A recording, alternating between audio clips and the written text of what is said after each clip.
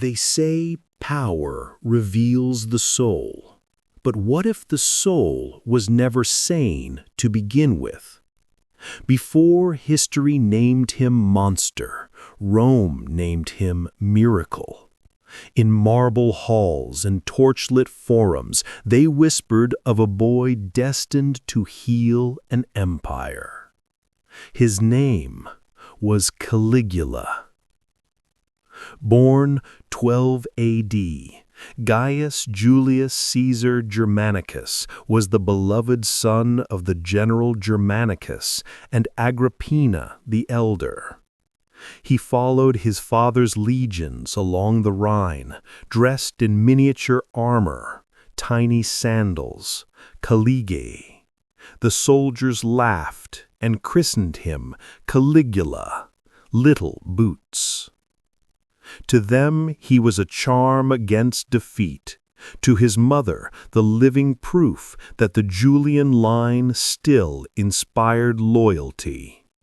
But in the distant Palatine palace, the Emperor Tiberius watched with narrowing eyes.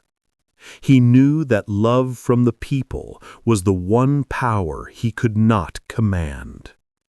When Germanicus died suddenly in Syria, Rome mourned and murmured of poison.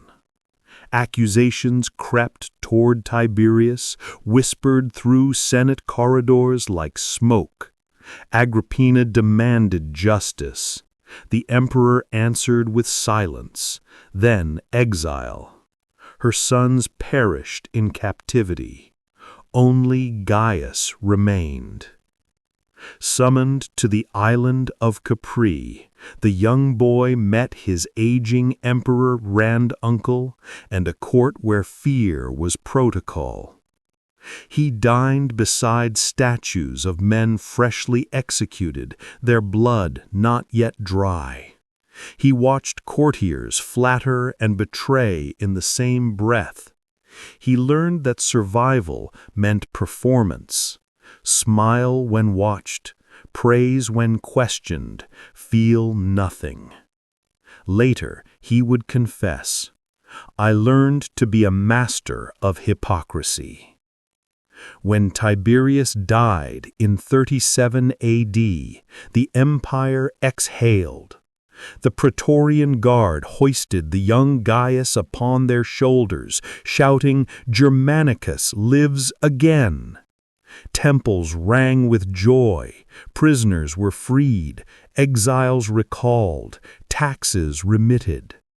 He honored his mother's ashes before the people and wept openly, a sight Rome had not seen in a ruler for decades.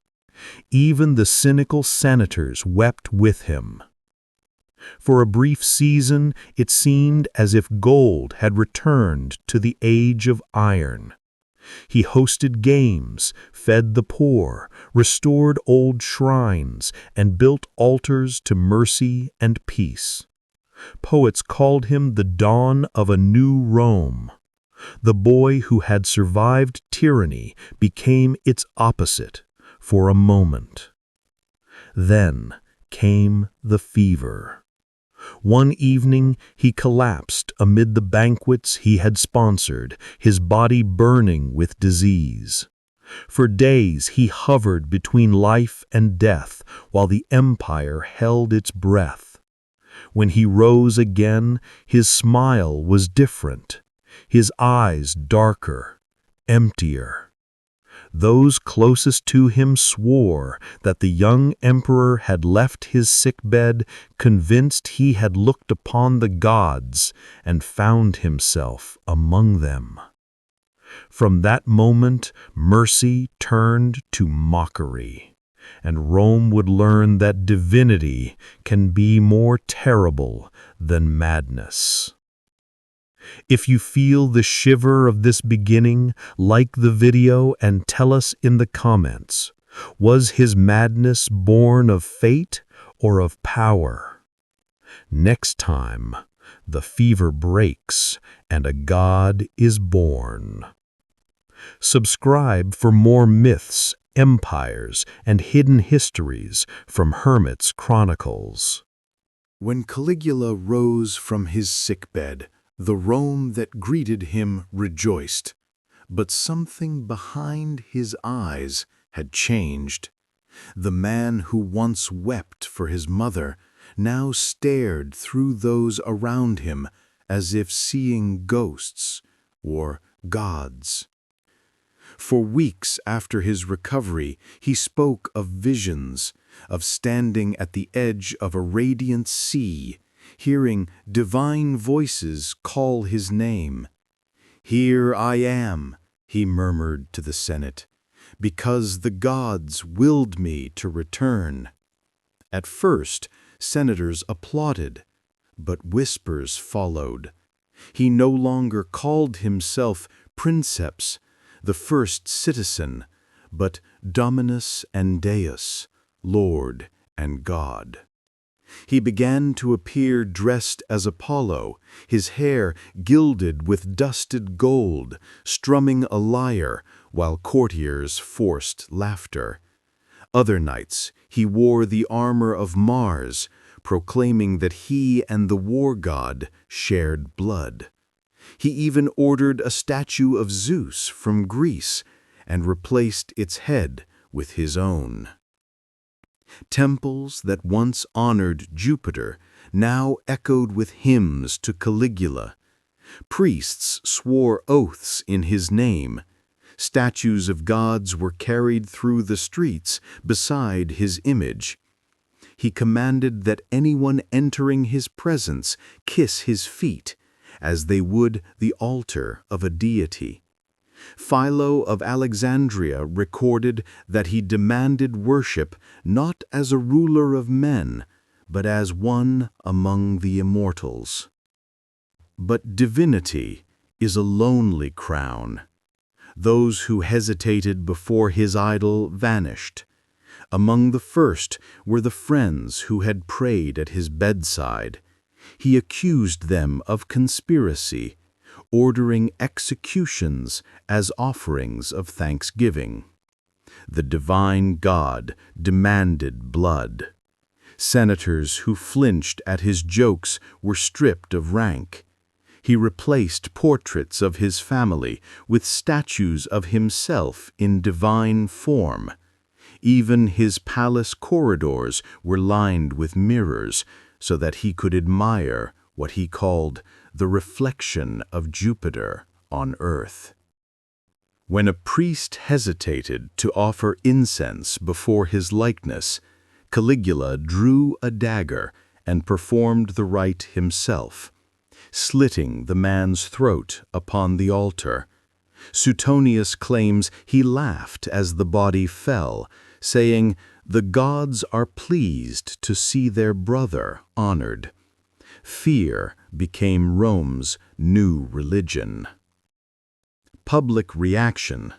Citizens once eager to praise him now avoided his gaze in the streets. Senators bent their knees to marble instead of man, terrified to do otherwise. Each proclamation more absurd than the last, yet each obeyed, for silence was survival. Even the Praetorian Guard learned that loyalty was no shield against divine suspicion. Rome had worshipped a man and awakened a god. But the divine hunger is never sated, and soon even heaven would not be enough. Comment your thoughts below. Was Caligula's divinity madness, or was madness the only crown left to wear? Next, Rome rejoices again, but fear is now the feast. Subscribe for more myths, empires, and hidden histories from Hermit's Chronicles.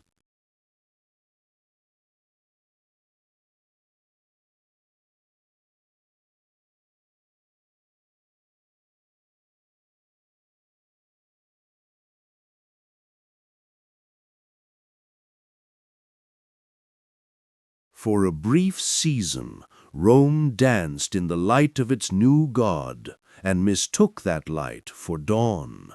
Festivals, races, and sacrifices filled the calendar until the empire itself seemed one endless celebration. But beneath the laughter, the ground was shifting. Caligula lavished Rome with gifts, grand arenas, gold coin distributions, and spectacles that blurred devotion with submission. He stood in the amphitheater, scattering handfuls of silver into the crowds, smiling as they clawed at each other to reach it. "The gods test men," he said softly. "Let us see who passes."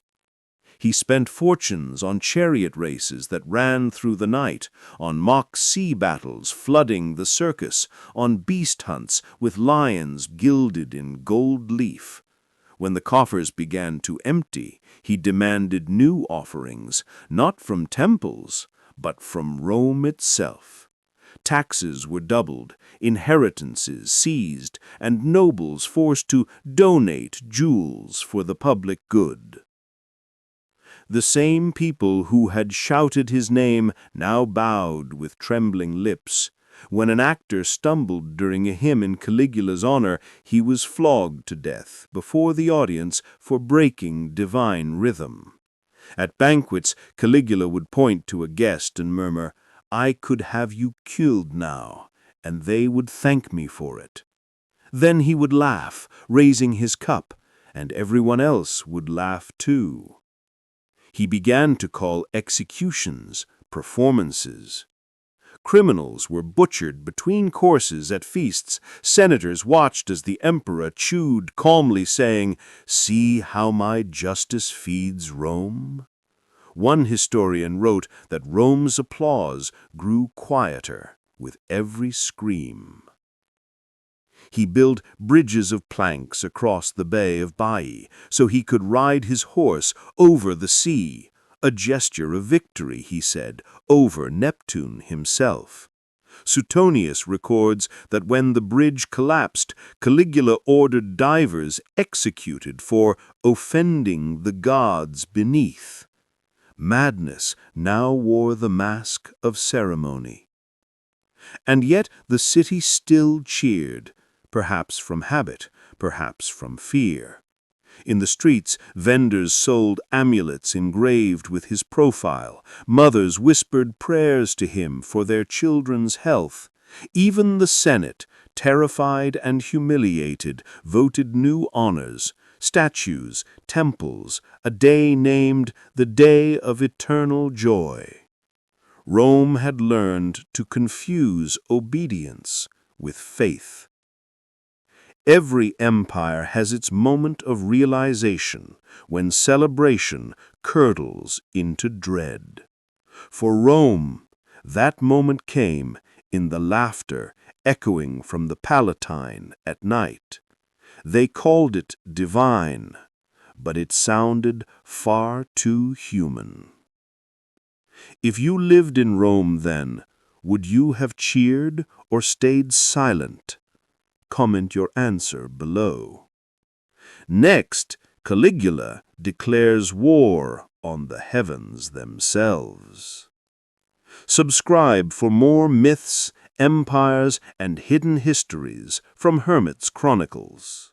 The fever had spared Caligula's life, but not his mind. When he rose from the edge of death, Rome cheered for a miracle. Yet what stood before them was no longer the young emperor they adored. He had seen visions, he claimed, of thrones among the clouds, of voices whispering his name beside Jupiter's. A mortal who believed he had become divine. He appeared before the Senate, draped in gold, his face powdered white like marble. "The gods," he proclaimed, "are tired of stone. Let them live through me."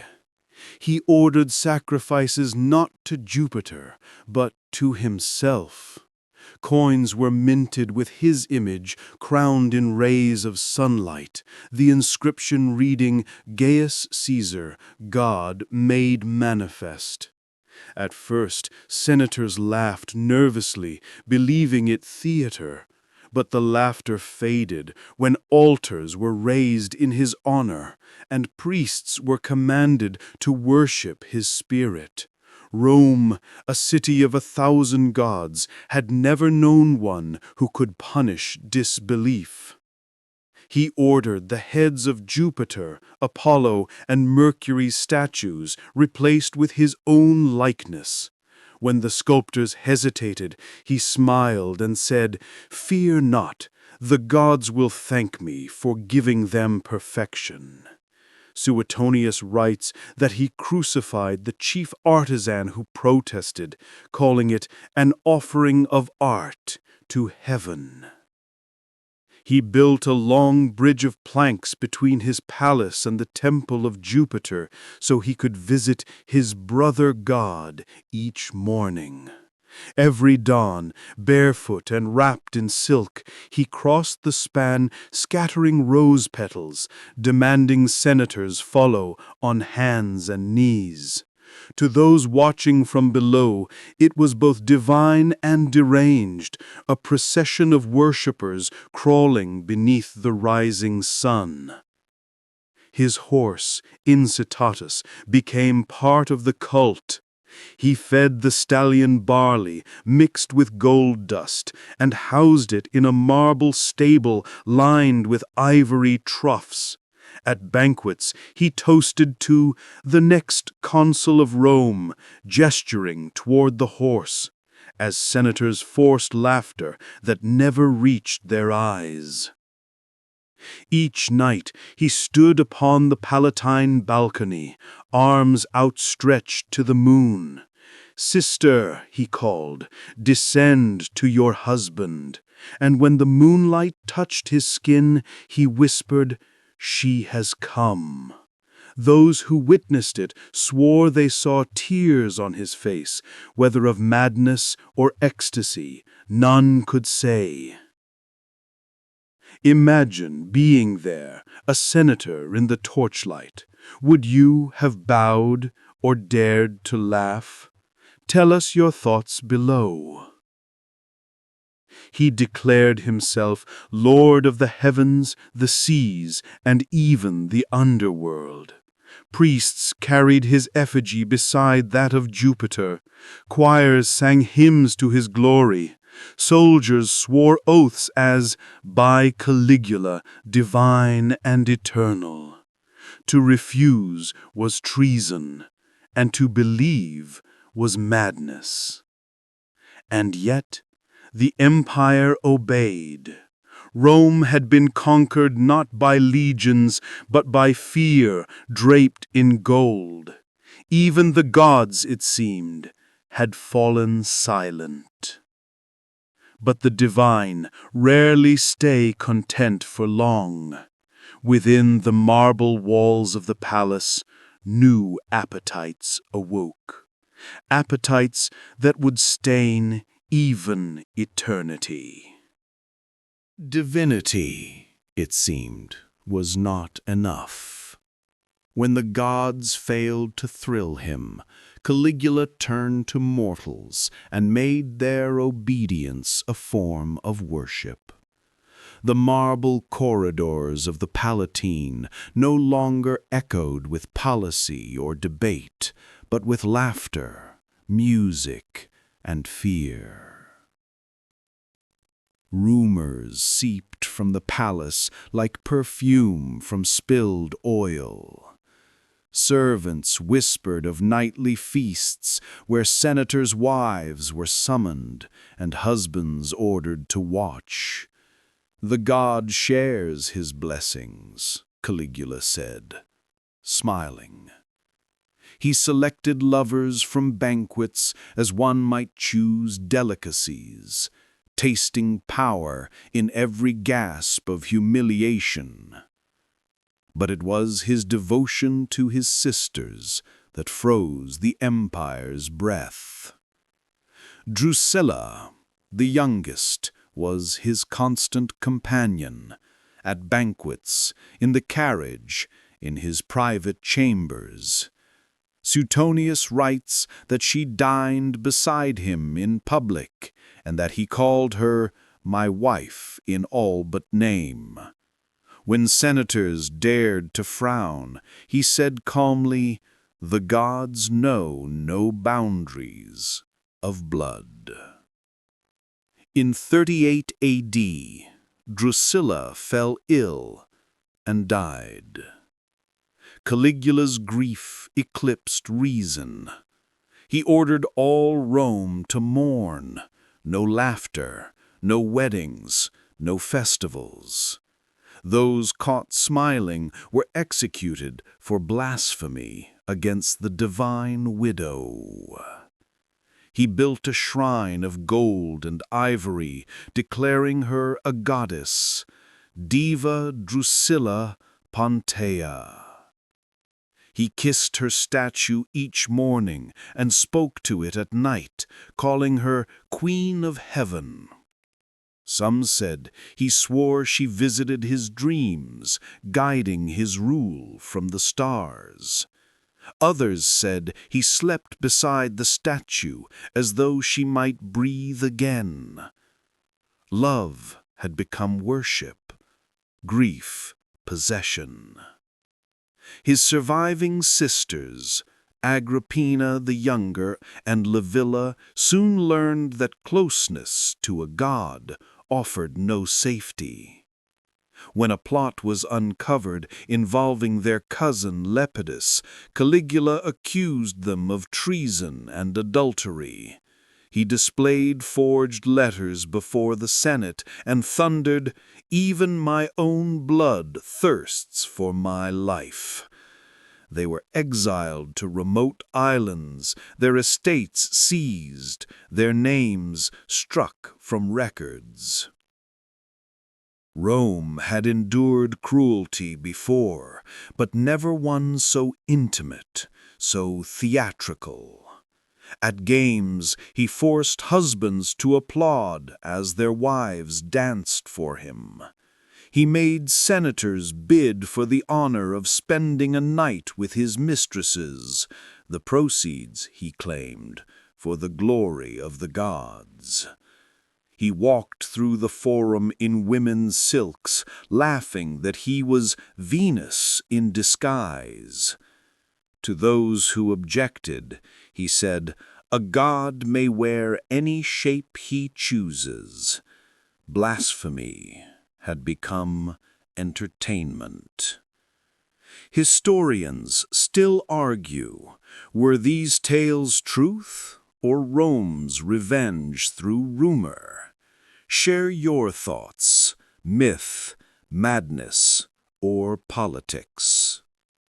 Behind locked doors, the emperor began to speak to empty chairs, hosting banquets for the spirits of gods and dead family alike. When courtiers refused to join the invisible feast, he whispered, "You insult the divine." Fear had replaced faith, and the empire held its breath.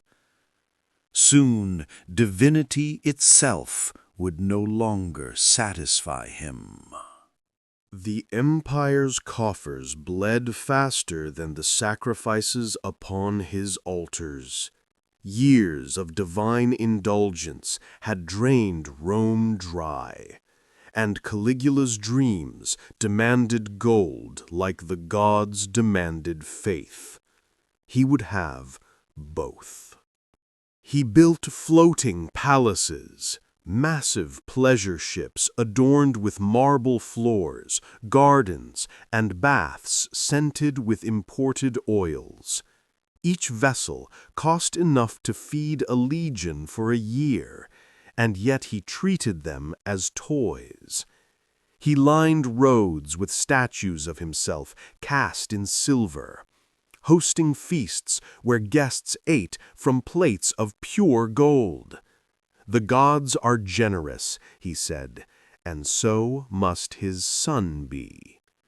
He rebuilt the theater of Pompey, the baths of Agrippa, and a temple to his sister Drusilla, all funded by taxes that crippled the provinces. Merchants bankrupted themselves to supply his whims, for refusal meant accusation of treason. Even senators emptied their vaults to finance spectacles that honored the living God. When the treasury finally ran bare, he found new ways to fill it. He imposed taxes on lawsuits, marriages, and even births. Public urinals were charged for the fragrance of divine sanitation. When his advisers warned that such levies would ruin the people, he smiled and answered, "Then they should die, so I may inherit their wealth." He confiscated estates under the excuse of impiety, selling the furniture, jewelry, even family tombs at public auction. At one such sale, he laughed as nobles bid for their own heirlooms. "Rome," he said, "was founded by thieves. I merely uphold tradition." He invited wealthy citizens to dinner, praising their fortunes, then had them executed and seized their estates before dawn. When questioned, he shrugged. They sat too close to a god. Suetonius tells of one senator who begged to die quickly. Caligula granted his wish and then auctioned the corpse's clothing for sport. The laughter at those banquets sounded more like thunder than mirth. In one grotesque gesture, he ordered an entire section of Rome's elite to run beside his chariot during processions, claiming it proved devotion. Many collapsed and were trampled by the crowd, yet he never looked back. He watched their bodies carried away and said, "See how even in death they follow their God."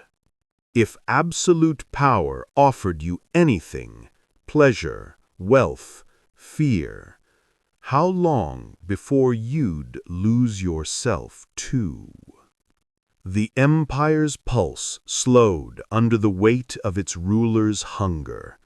Trade routes faltered, soldiers went unpaid, and the temples of the old gods crumbled in neglect. Yet the imperial palace shone brighter than ever before, its halls lined with imported marble and golden ceilings that mirrored the flames of Rome's despair. "The world," he declared, "is mine to spend." But beneath the splendor, the Senate began to whisper once more of debts, famine, and the price of worship. Even a god cannot live forever on borrowed gold. When wealth could no longer amuse him, Caligula turned to power for sport. The Senate, once the proud heart of Rome, became his circus. In its marble hall, laws were no longer passed, they were performed. He summoned senators at dawn, only to keep them waiting until dusk, barefoot upon the cold stone floors. Then, smiling, he dismissed them without a word. Those who dared leave early were executed for impatience before divinity. Each insult was delivered like a ritual offering, slow, deliberate, unforgettable. He ordered statues of famous statesmen removed and replaced with his own likeness, declaring, "History has no need of old faces." He made senators run beside his chariot in full regalia, stumbling through mud as crowds roared with laughter. Rome's masters had become its jesters. Public trials became theater. He accused men of treason, then forced them to plead for mercy before a jeering crowd. When one senator began to sob, Caligula wiped his tears with a silk cloth and said, "Such devotion moves the gods." He then ordered the man's execution for excessive emotion. He kept lists of names, some real, others invented, and read them aloud during banquets. He announced, "These are the traitors I forgive today.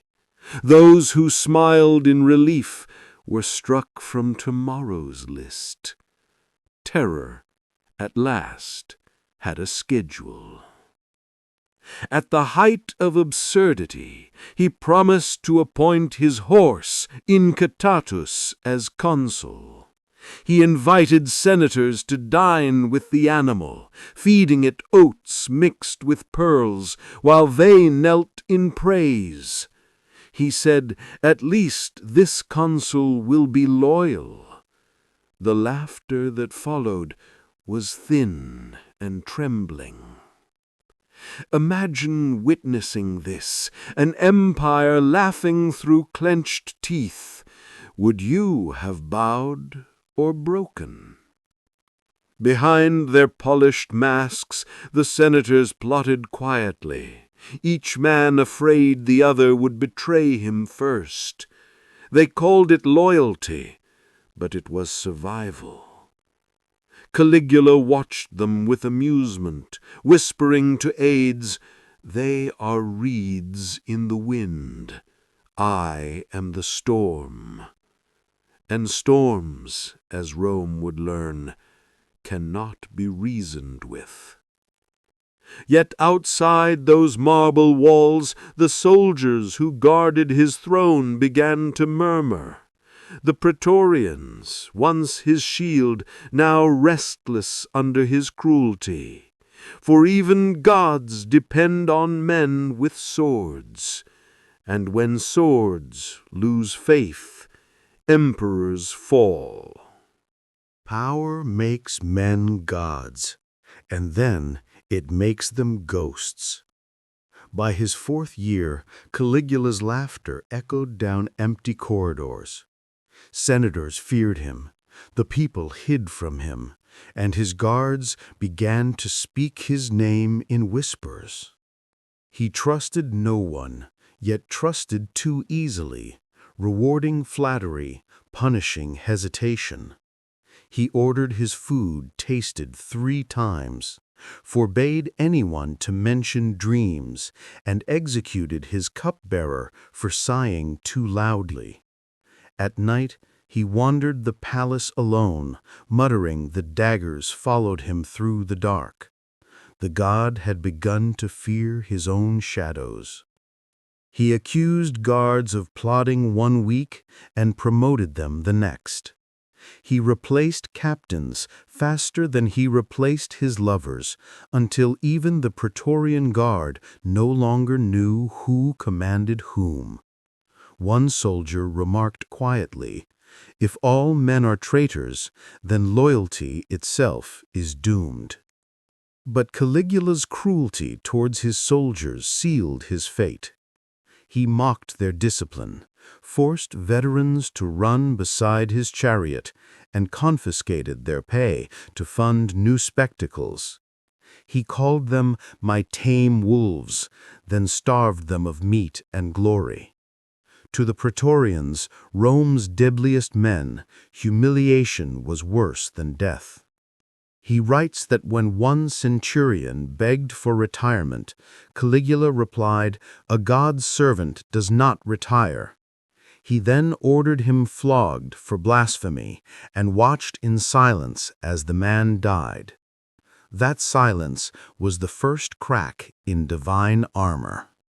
Among the murmuring ranks rose one name, Cassius Dio, an aged and decorated veteran centurion of the Praetorian Guard, known for discipline and restraint. Caligula mocked him relentlessly for his soft voice, calling him woman and old goat. When Sharia asked for the password at inspection, Caligula would grin and answer with obscenities. Each insult carved another line into rebellion. Whispers multiplied in the barracks. The Senate cowers, the gods are silent. Only soldiers can end this. By winter, the conspirators had names, signals, and a plan. They would strike not at night, but in daylight when Caligula was most unguarded, surrounded by applause. Would you have joined them, knowing rebellion against a god meant death eternal, but obedience meant life in chains?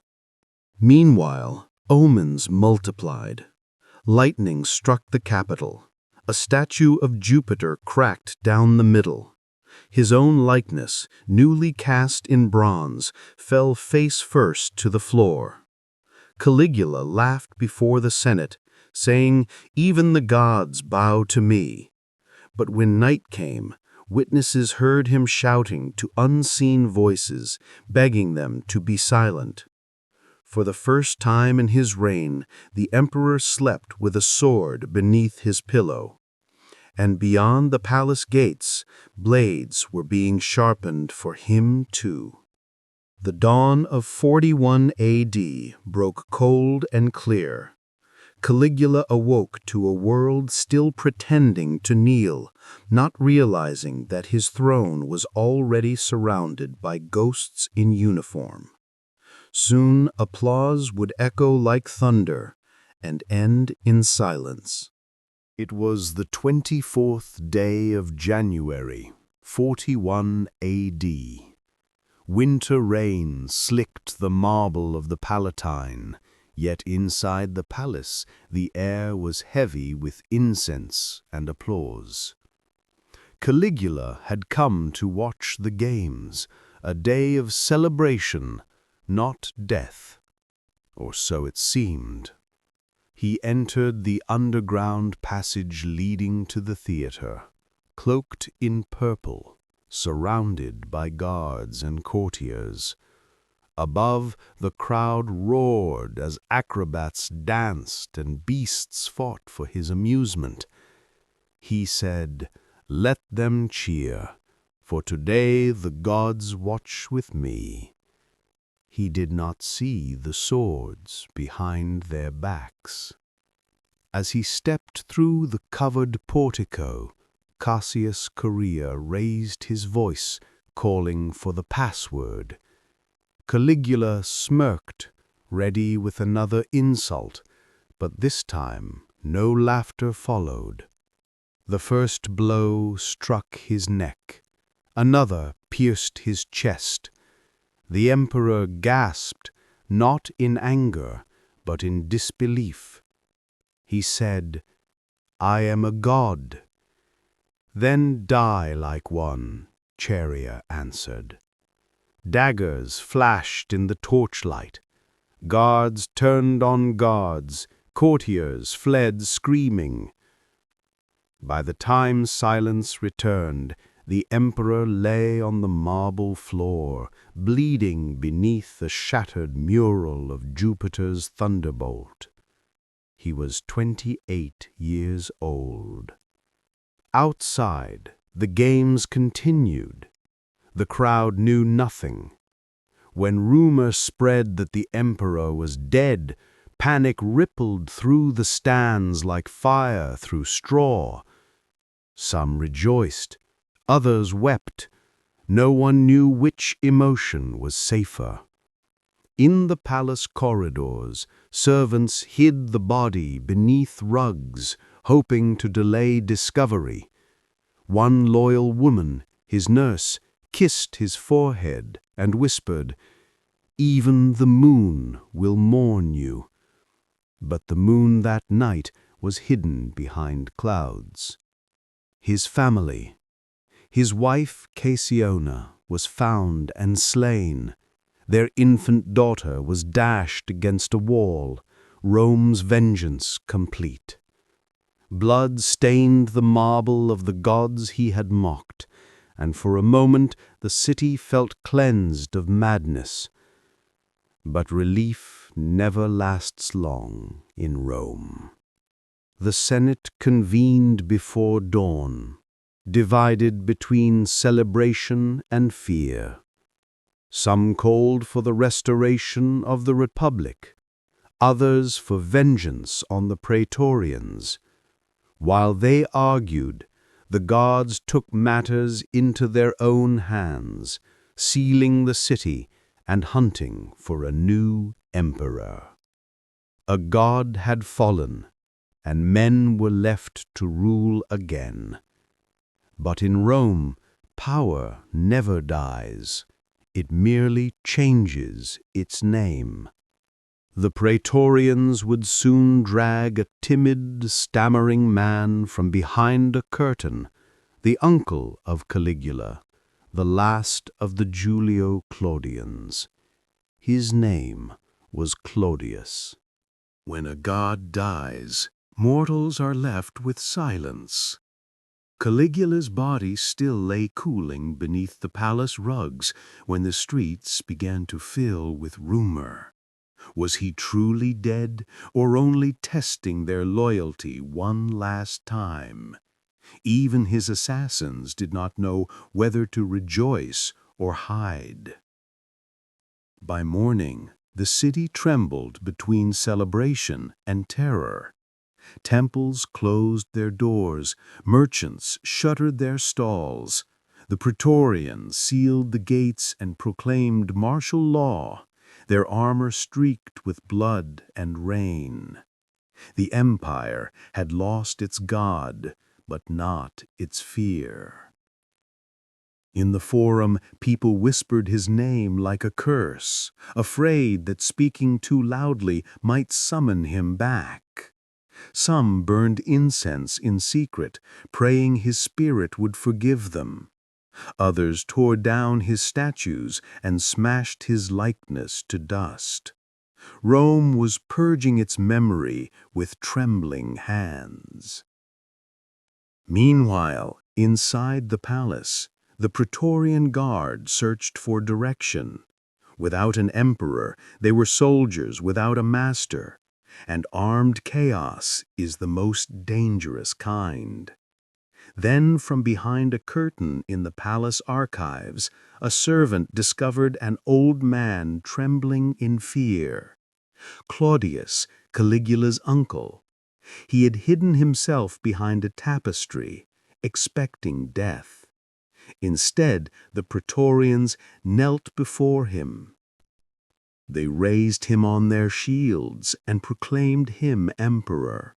Claudius stammered, eyes wide with disbelief, as the men shouted, "The blood of Caesar still reigns."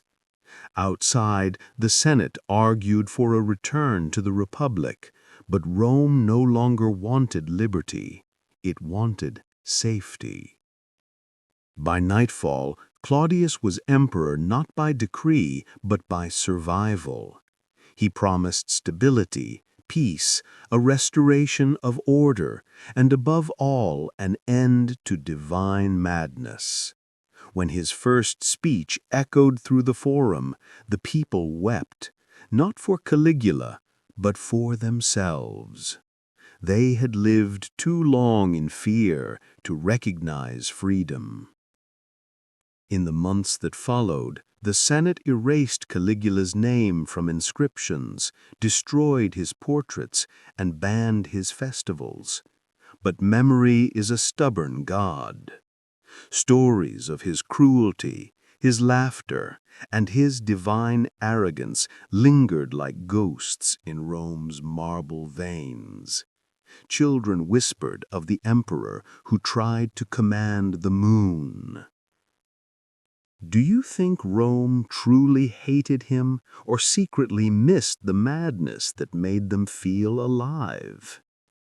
For centuries afterward, his name would become a warning: power without restraint, faith without mercy. Even gods, it seems, die not from rebellion, but from boredom. And yet his shadow lingered, because the line between emperor and divinity was never erased, only redrawn. As Claudius took the throne, Rome exhaled at last. But beneath that sigh lay a question: what does an empire dream of after killing its god? The answer would echo for generations. Empires remember their monsters longer than their saints. Caligula's ashes were scattered, his name erased, but Rome could not cleanse itself of the memory. It lingered in the marble, in the whispers of senators, in the dreams of emperors who followed. Claudius ruled with caution, haunted by his nephew's shadow. Every act of mercy was measured against Caligula's madness, every festival a reminder of the danger of joy unrestrained. He quietly reinstated the laws Caligula had mocked, rebuilt temples, and swore never to be called divine. Yet, behind closed doors, even Claudius could not resist the allure of absolute power. Nero would later sing of Caligula's courage, seeing in him a mirror of his own extremes. For some emperors, his story became a warning, for others, a temptation. Every throne, after all, is built upon the bones of restraint. Centuries later, the chroniclers, Suetonius, Cassius Dio, and Philo would carve his legend in ink and accusation. They wrote of orgies, of blood-drenched feasts, of divine arrogance that drowned an empire. But between their lines glimmers another truth: fascination. For they hated him, yes, but they could not look away. Perhaps they saw in Caligula the reflection of Rome itself, brilliant, cruel, insatiable. The madness of one man became the mirror of a civilization drunk on its own dominion. In condemning him, they confessed their own desires. His legend outlived marble and empire. Artists painted him as the face of tyranny, playwrights turned him into tragedy, and philosophers invoked him as proof that unchecked power corrupts absolutely. To the medieval mind, he was a devil crowned in laurel. To modern eyes, a warning in human form. Why do we keep returning to figures like Caligula, monsters we claim to hate but secretly study?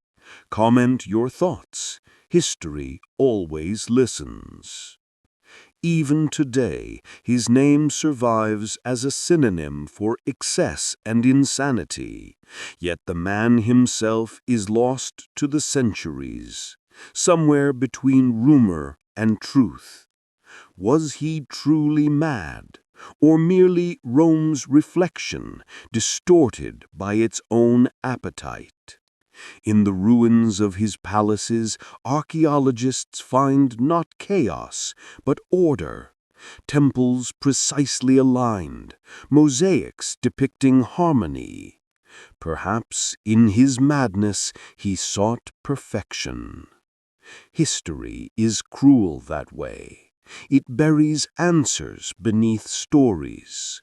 And in Caligula's story lies a final truth: that every empire worships something, even if that something is itself. Next, the legacy that refused to die, the God who became a lesson. Time erases faces, but not warnings.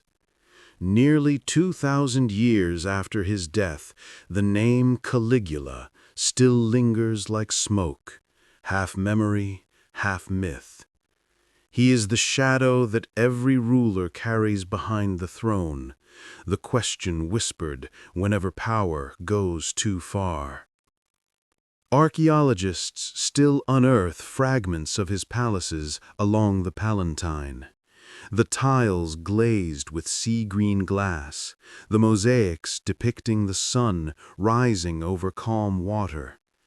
No blood there, no madness, only the quiet ambition of a man who wanted to capture eternity in stone. Perhaps that was the tragedy, that eternity could never love him back. Ancient historians called him a monster, but monsters do not build temples to beauty. Madmen do not quote poetry at dawn.